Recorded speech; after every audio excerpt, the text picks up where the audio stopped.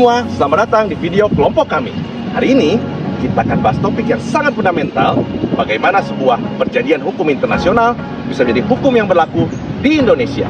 Kita akan menggunakan satu studi kasus yang sangat penting, yaitu ICE-SCR. Apa itu ICE-SCR? ICE-SCR adalah singkatan dari International Covenant on Economic, Social, and Cultural Rights. Ini adalah perjanjian internasional yang sangat penting loh. Proses negosiasi dan perumusannya dimulai sejak tahun 1949 oleh Komisi Hak Asasi Manusia PBB.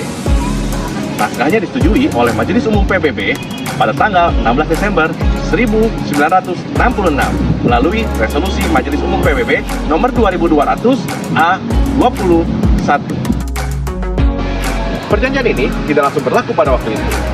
Perjanjian ini mulai berlaku secara internasional pada tanggal 3 Januari 1976 setelah diratifikasi oleh 35 negara bertempat di markas besar PBB, New York, Amerika Serikat. ICE-SCR merupakan salah satu instrumen utama hak asasi manusia internasional bersama dengan ICCPR dan Deklarasi Universal Hak Asasi Manusia. Pada tujuan ICCPR, hak ekonomi, hak untuk bekerja dengan layak, kondisi kerja yang adil, mendapat upah yang pantas, dan kebebasan membentuk serikat pekerja. Hak sosial, hak atas jaminan sosial, perlindungan keluarga, dan standar hidup layak, termasuk kebutuhan dasar makanan, pakaian, dan tempat tinggal.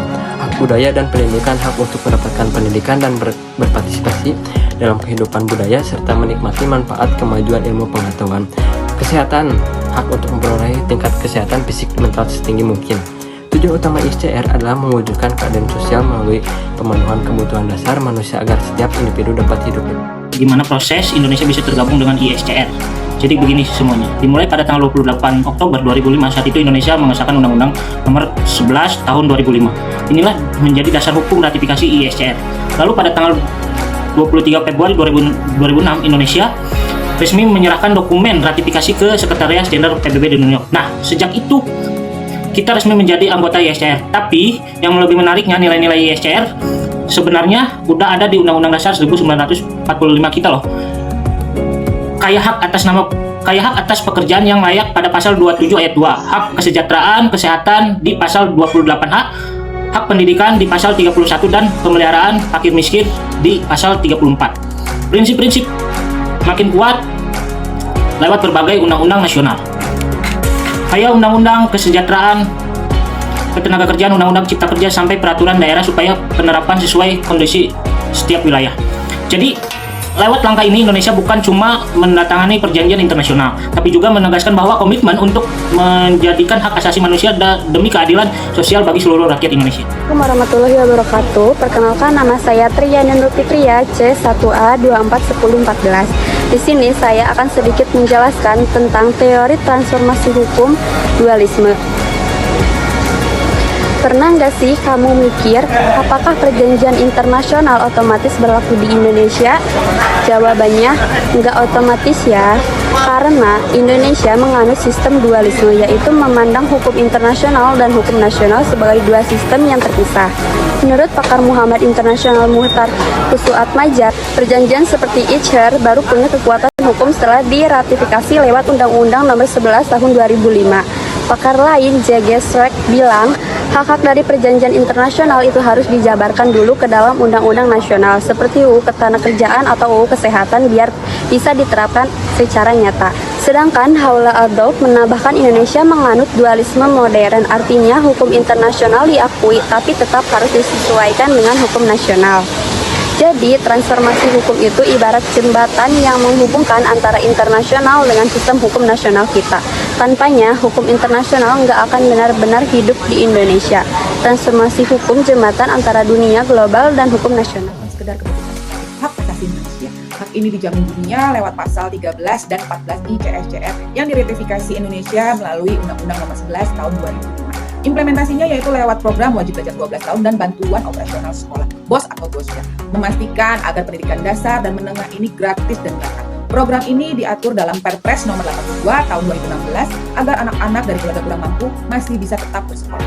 Untuk pemerata kualitas, ada program Indonesia Mengajar dan Guru Penggerak Bukti pelaksana pasal 40 ayat 2 Undang-Undang Sistem Nasional. bahwa pendidik wajib berperan aktif untuk meningkatkan mutu pendidikan di seluruh Indonesia. Sedangkan untuk di tingkat perguruan tinggi, ada Kampus Merdeka, beasiswa LPDP, dan KIP Kuliah. Di era digital ada platform Merdeka Mengajar dan Rumah Belajar, sehingga bisa belajar di mana saja dan kapan saja. Semua langkah ini membuktikan komitmen Indonesia terhadap ISCR bukan sekedar tanda tangan di atas kertas, tetapi nyata diwujudkan melalui kebijakan, program, dan tindakan. Karena seperti amanat pasal 31 ayat 1 Undang-Undang Dasar 1945, setiap warga negara berhak mendapatkan. Kita bahas bidang pekerjaan dan penghidupan layak. Pernah nggak sih kamu mikir kita udah kerja keras setiap hari tapi hidup masih pas-pasan? Ternyata soal pekerjaan dan kehidupan yang layak itu bukan cuma urusan ekonomi, tapi juga hak asasi manusia. Indonesia sendiri juga ikut konvensi ICESCR yang menjamin hak setiap orang buat dapat kerja dan hidup yang layak. Dan prinsip itu juga tertulis jelas dalam pasal 27 ayat 2 Undang-Undang 1945. Tiap warga negara berhak atas pekerjaan dan penghidupan yang layak bagi kemanusiaan. Dari situlah lahir berbagai aturan seperti Undang-Undang Ketenagakerjaan dan Undang-Undang Cipta Kerja. Lalu ada PP nomor 36 tahun 2021 tentang pengupahan dan berbagai kemenaker yang mengatur soal keselamatan kerja dan hak pekerja. Tujuannya biar sistem ketenagakerjaan di Indonesia lebih adil, transparan, dan berpihak ke kesejahteraan buruh. Contohnya sendiri ada di dalam daerah kita, yaitu Kabupaten Subang. Setiap tahun ditetapkan upah minimum kabupaten atau yang biasa kita sebut dengan UMK. Tahun 2024, UMK Subang ditetapkan sebesar Rp3.294.485. Tapi banyak buruh masih menilai angka ini belum cukup karena kebutuhan setiap hidup terus menaik. Sementara kenaikan upah masih belum seimbang. Padahal tujuan akhir jelas-jelas bukan cuma kerja, tapi hidup dengan martabat dan kesejahteraan.